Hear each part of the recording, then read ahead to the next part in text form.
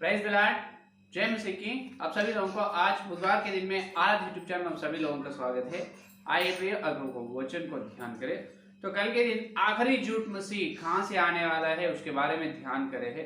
यहूदियों से या इस्राएल लोगों से आखिरी झूठ मसीह बिल्कुल नहीं आएगा। आखिरी झूठ मसीह यहूदियों से नहीं आएगा, अन्य जाति लोगों में से आएगा। उसके बारे में वचन के उजाला में सच्चाई को कल अपन देखे है और सुने हैं। तो आज अपना ध्यान ये है कि आज अपना ध्यान आखिरी झूठ मसीह आने से पहले स्थिति कैसे रहते हैं, मौसम कैसे रहते हैं। आखिरी झूठ मसीह का मतलब छोटा सी, तो इतना छोटा सी इतना बड़े धरती को कैसे प्रशासन करेगा। वो छोटा सी यहाँ सीरिया देश, उतना छोटा देश से आखिरी झूठ मसीह आकर ये सारे संसार के ऊपर राज्य कैसे करेगा, अधिकार कैसे करेगा, ये कैसे हो सकता है, ये कैसे हो सकता है, उसके बारे में आज अपन ध्यान करेंगे। ठीक है, तो प्रियो अभी देखिए, ये धरती को प्रशासन करने के यहाँ सारे सृष्टि, इसका मतलब ये इस पृथ्वी पर राज्य करने के लिए आज ही दो देश बहुत यत्न कर रहा है। कौन सा देश आपको मालूम है? तो एक अमेरिका है और एक रशिया है। तो ये अमेरिका और रशिया जो देश है जो देश में सैनिक व्यवस्था बहुत बल है, बलवंत सैनिक व्यवस्था है रशिया में और अमेरिका में। और उसके बाद उनके पास पैसे भी बहुत है, आर्थिक स्थिति में ऊंचे उत्तम स्थान में है, उत्तम आशीर्वाद में है।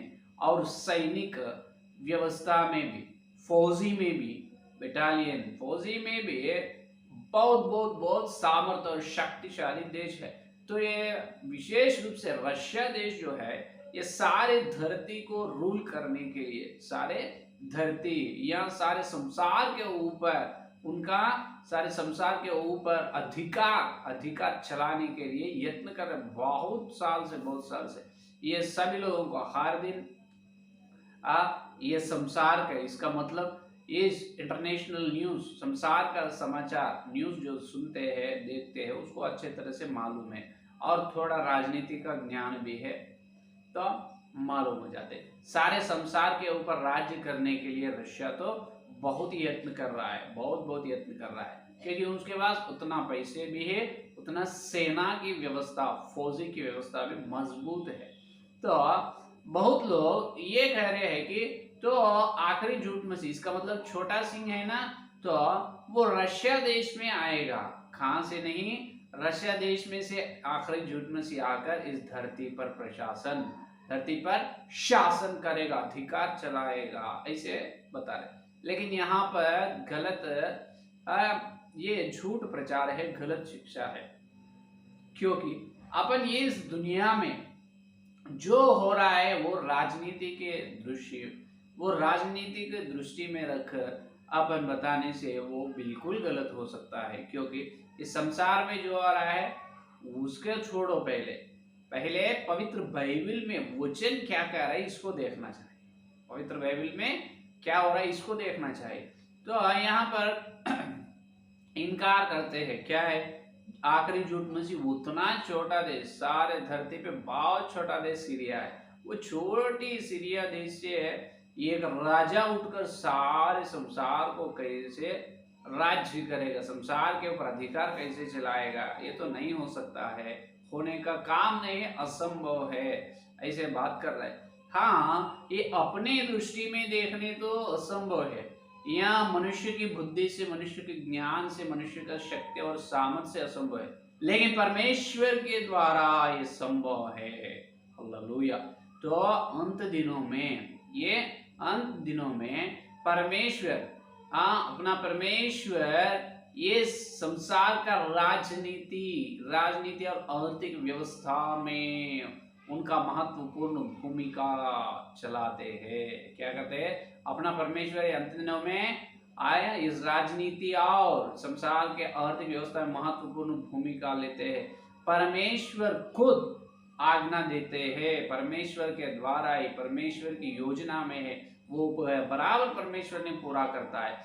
जैसा सीरिया से आखिरी झूठ मसीह निकलना है वो निकलने के लिए सारे प्रकार का वातावरण पूरा अनुकूलित करता है अपना परमेश्वर। यह है सत्य, समझ में आए। अपन वास्तव में देखे तो सीरिया से राजा आना बहुत कठिन है, बहुत वो होने की काम नहीं, लेकिन परमेश्वर की योजना में है, परमेश्वर की उद्देश्य वही है, वहां से निकलना, वहां से आना, तो बराबर हो सकता है। तो इसके बारे में पहले कैसे उन्होंने आने से पहले सिचुएशन या स्थिति कैसे रहता है, दानियल भविष्यवक्ता ने 7वां अध्याय में दर्शन देखते जब कहा है, देखिए दानियल का ग्रंथ 7वां अध्याय 7वां दूसरा वचन देखिए। दानियल ने यह कहा, मैंने रात को यह स्वप्न देखा कि महासागर पर चोम की आंधी चलने लगी। तब समुद्र में से 4 बड़े बड़े जंतु जो एक दूसरे भिन्न थे निकल आए। देखिए मैं देखा था स्वप्न में, तो महासागर पर चौमुखी आंधी, क्या आ रहा है, महासागर पर चौमुखी आंधी चलने लगी। यह महासागर का मतलब अन्य जाति, पूरा संसार में अन्य जाति, इस्राएल देश को छोड़कर अन्य जाति के लोग महासागर कहा जाता है, कल सुने यहाँ पर। तो ये अन्य जाति लोग पर क्या आ रहा है, चौमुखी आंधी। चौमुखी आंधी का मतलब तूफान, क्या है, तूफान। अभी देखिए समुद्र में बहुत हवा मार रहा है, बहुत जोर से हवा मार रहा है, बहुत हवा आ रहा है, हवा के बाद क्या आता है, तूफान आता है। और क्या आता है, तूफान आएगा। तो इस अन्य जाति संसार में क्या है, बहुत बड़ा चौमुखी आंधी, बहुत बड़ा हवा मारेगा राजनीति आर्थिक व्यवस्था में से, और एक बहुत बड़ा तूफान धरती पर इस संसार में आएगा। तूफान का मतलब ये उपमान या सादृश्य भाषा में परमेश्वर ने बता रहे। इसका मतलब ऐसा मत सोचो इस धरती पर 200 देश में एक ही बार तूफान आएगा। तूफान का मतलब पानी का तूफान नहीं, महासागर का मतलब पानी का सागर नहीं, अन्य जाति, पूरे धरती में अन्य जाति लोगों। और चौमुखी आंधी का मतलब तूफान। तूफान का मतलब क्या है, तूफान का मतलब ये है कि सारे संसार में एक भयानक युद्ध वातावरण आएगा। क्या है, इस धरती पर एक महायुद्ध का वातावरण, एक महाभयानक युद्ध स्थिति, युद्ध का अप्रकंपन, युद्ध का वातावरण इस धरती पर आएगा। एक युद्ध के लिए, ये क्या युद्ध है, ये युद्ध के बारे में, एक महायुद्ध होने वाला है इस धरती पर थोड़ी दिनों में। वो महायुद्ध के बारे में तो यहेजकेल भक्त ने बताया है। यहेजकेल का ग्रंथ 28 अध्याय 38 अध्याय दूसरा और तीसरा वचन देखिए, दूसरा और तीसरा वचन, 38 दूसरा और तीसरा। हे मनुष्य के संतान, अपना मुंह मागोग देश के गोग की ओर करके, जो रेश मेशेक और तुबाल का प्रधान है, उसके विरुद्ध भविष्यवाणी कर। ये देखिए यहाँ पर 3 देश के बारे में परमेश्वर कह रहे, वो देश को मैं विरुद्ध हूँ। ये मागोग का मतलब कौन सा देश है, पहले देखिए। मागोग का मतलब सबको ये मालूम है, मागोग का मतलब रशिया है। कौन सा है, मागोग का मतलब रशिया। और देखिए मागोग का रशिया, देखिए मागोग। और देखिए रेश और मेशेक, रेश का मतलब रशिया, मागोग का मतलब मॉस्को। और देखिए क्या कर रहे हैं, रेश का मतलब रशिया, और मेशेक का मतलब मॉस्को, तुबाल्स्की का मतलब तुबाल्स्की। ये देखिए संतान अपना मुंह मांग के रेश और करके, जो रेश और मेशेक तुबाल का मतलब तुबाल्स्की, और मेशेक का मतलब मॉस्को, रेश का मतलब रशिया, और देखिए मेशेक का मतलब मॉस्को, तुबाल का मतलब तुबाल्स्की, आज उसका नाम जो है तुबाल्स्की का नाम है। तो इनसे परमेश्वर विरुद्ध है। क्या है, विरुद्ध है, मैं तुमसे विरुद्ध हूं। क्यों विरुद्ध है, देखिए 4 का वचन में देखिए, मैं तुझे घुमा ले आऊंगा और तेरे जबड़ों में नकले डालकर तुझे निकालूंगा, और तेरी सारी सेना को भी, अर्थात घोड़ा और सवारों को, जो सब के सब कवच पहने हुए एक बड़ी भीड़ है, जो फरी और डाल लिए हुए सब के सब तलवार चलाने वाले होंगे। ये देखिए, सबको परमेश्वर गिरा देगा। क्या है ये? सबको चला रहा है परमेश्वर को। ये कौन है? रेश। आज अपन देखें तो यूट्यूब में भी आप देख सकते हैं, रेश देश में, इसका मतलब रशिया में बहुत घोड़ा है। आज धरती पर इतना मेल जाति अच्छे अच्छे सवारी करने वाला घोड़ा पूरा रेश देश में है। रेश देश लोग, इसका मतलब रशिया के लोगों के पास बहुत अच्छे अच्छे घोड़ा हैं। वो घोड़े सवारी करने में, युद्ध में उपयोग करते हैं। और किसी देश में नहीं, उतना घोड़े रशिया देश में है। तो देखिए, ये रेस से कह रहे हैं, रेस सेना से उठाएगा, परमेश्वर सेना से उसको चलाएगा। किधर चलाएगा? कौन सा देश पर?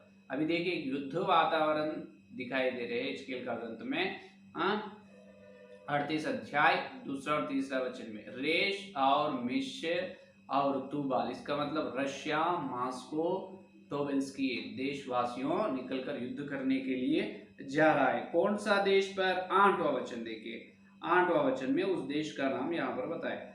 बहुत दिनों के बीतने पर तेरी सुधि ली जाएगी और अंत के वर्षों में तू उस देश में आएगा जो तलवार के वश से छूटा हुआ होगा और जिसके निवासी बहुत सी जातियों में से इकट्ठा होंगे, अर्थात तो इस्राएल के पहाड़ों पर आएगा जो निरंतर उछाल रहे हैं। हालेलुया।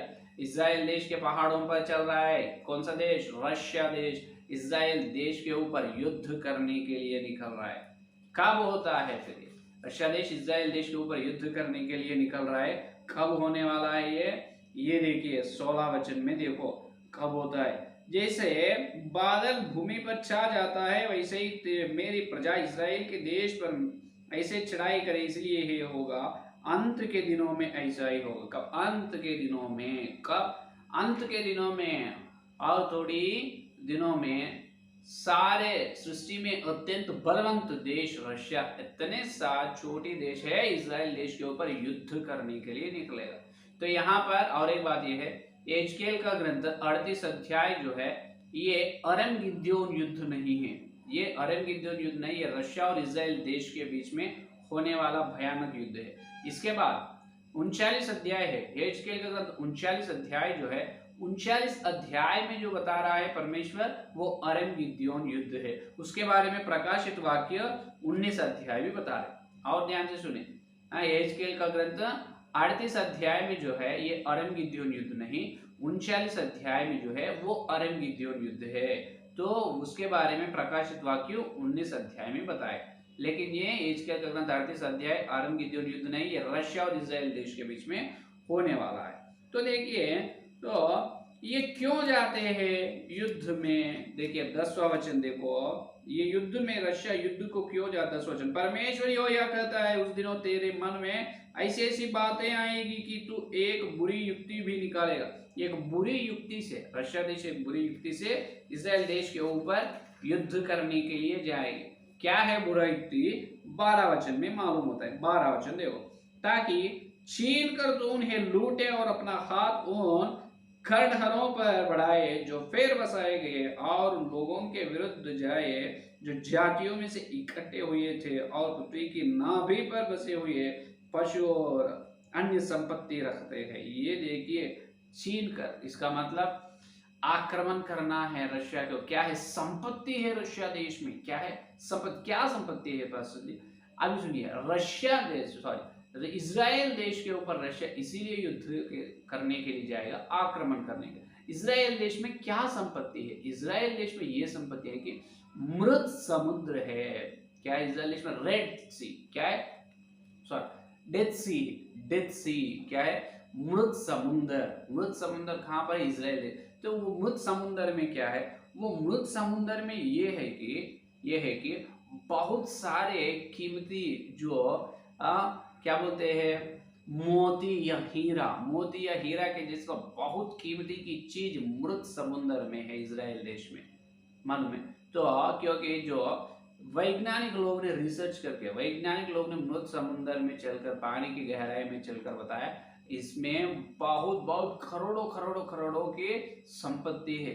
वो अगर वो पूरा मृत समुद्र से वो पूरा संपत्ति बाहर लाए। समझो, जो अमेरिका के पास जितना पैसे, अमेरिका के जैसे पैसा जो है उसके, अमेरिका पास जितना पैसे है उस प्रकार के 40 गुना पैसे इजराइल देश के पास रहता है। कितने? अमेरिका के पास जितना करोड़ बिलियन डॉलर्स है उसके डबल ट्रिपल नहीं, 40 टाइम्स, इसका मतलब 40 गुना। इसका मतलब अमेरिका देश के जैसे 40 देश को इजराइल देश खरीद सकते हैं। उतने संपत्ति मृत समुद्र में है। तो इसीलिए रशिया ने, ये वैज्ञानिक लोग भी बता रहे हैं, तो इजराइल देश आक्रमण इसीलिए करेगा वो संपत्ति के लिए और छीन लेना। और आक्रमण करे तो वो मृत समुद्र रशिया के हैंड ओवर में, उसके अधीन में चले जाता है, संपत्ति भी रशिया लोगों को मिल जाता है। तो इसीलिए वो क्या करेगा, युद्ध करने के लिए निकलेगा। तो उसके साथ और कोई जाएगा क्या? हाँ, रशिया के साथ और कुछ लोग उसको सहायता करेगा। 5 और 6 का वचन देखिए, 5 वचन 6 का वचन देखिए। 5 वचन 6 का वचन देखो। रशिया के साथ और कुछ देश और उनके संग देखो, फारस, कूश और पूत को जो सब के सब डाल लिए और टोप लगाए होंगे, और गोमोत और उसके सारे दलों को, और उत्तर दिशा के दूर दूर देशों के तोगर्मा के घराने और उसके सारे दलों को निकालूंगा। तेरे संग बहुत से देशों को लोग होंगे। ये देखिए, यहाँ पर बहुत सारे देश दिखाई दे रहा है। अभी देखिए, और पहले फारसी देश का मतलब, फारसी देश निकलेगा रशिया के साथ युद्ध करने के लिए। रशिया अकेला नहीं, रशिया के साथ फारसी देश का मतलब ईरान देश। फारसी का मतलब ईरान देश। कुश, कुश का मतलब इजिप्ट। आज जो है कुश देश का मतलब इजिप्ट देश है।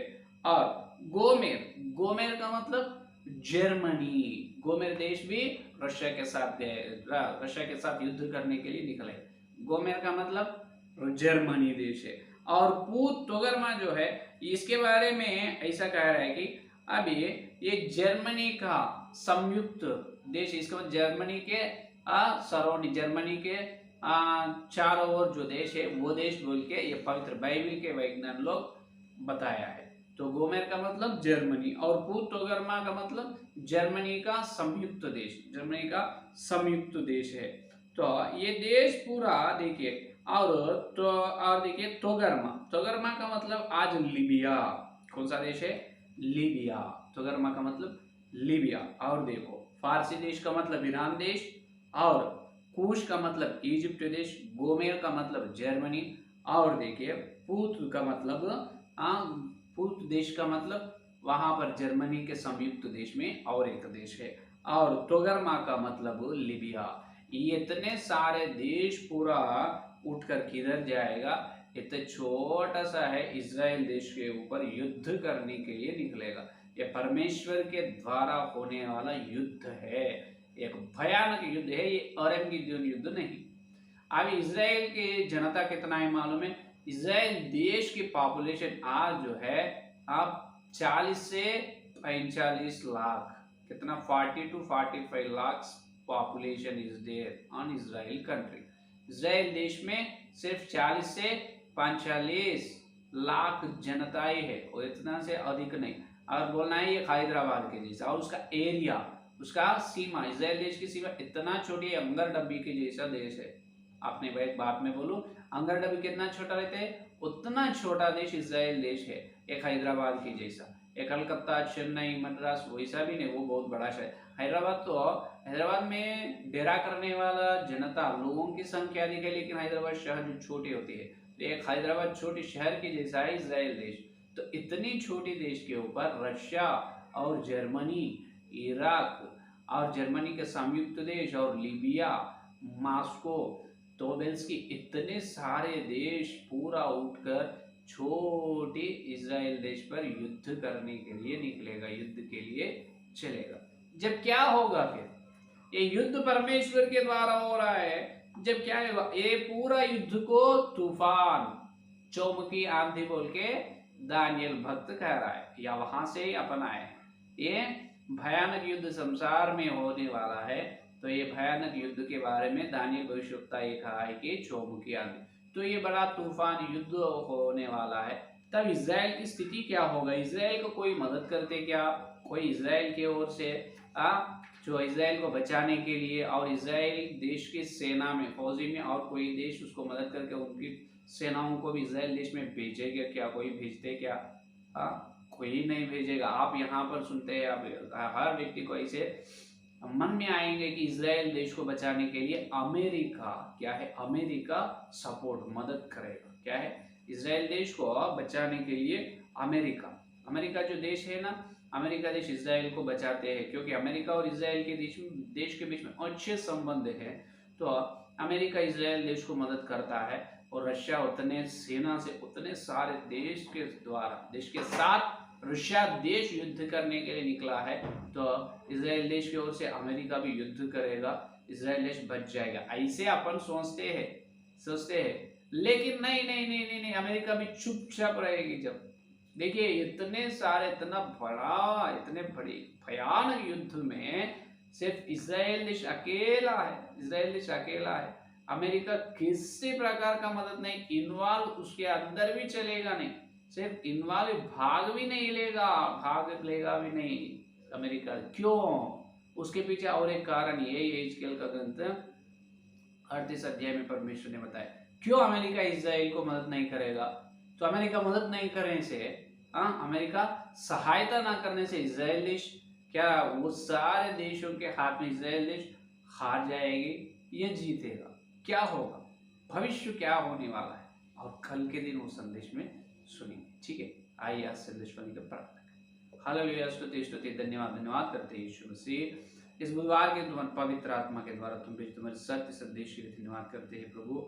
आखिरी झूठ मसीह 10 राज्य में से निकलने वाला है यीशु।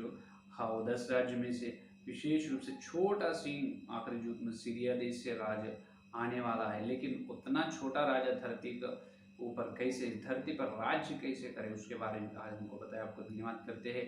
पहले इतने बड़ा देश जो रशिया है, रशिया, जर्मनी, मॉस्को, टोबिल्स्की, और प्रभु इराक और इजिप्ट, सारे देश छूट इसराइल देश के ऊपर आक्रमण, लूटने के लिए, संपत्ति के लिए, युद्ध करने के लिए निकलेगा। जब प्रभु तुम्हें अद्भुत रीति से प्रभु युद्ध करने वाला है, तो इसराइल देश को कोई बचाने वाला नहीं है। तो ये भयानक महासमुंदर में, महासमुंद चौमुखी आंधी आने वाला है। जब वो चौमुखी आंधी को बांधने वाला तू ही है, वो कैसे है और क्या हो सकता है भविष्य में, वो कल के दिन हम संदेश में अच्छी तरह से और सुनने का अनुरोध दीजिए। आज जितने भी संदेश और सुनने वाले हर एक सत्य को, फल पर और भविष्य के होने वाले बातें अच्छी तरह से मन में ध्यान करके तुम्हारे दूसरे आगमन के लिए बड़ी क्लेश तैयार होने का अनुरोध दीजिए। यीशु मसीह सारी प्रार्थना को यीशु के नाम से मांगते, आमीन आमीन आमीन। परमेश्वर का प्रेम से पवित्र आत्मिक सहाबत इस दिन से लेकर प्रमाण तक सारे भक्तों को विशेष रूप से हर दिन सत्य को सुन रहे हैं और मान रहे हैं, उनको सर्वदा साथ है। आमीन आमीन। Praise the Lord.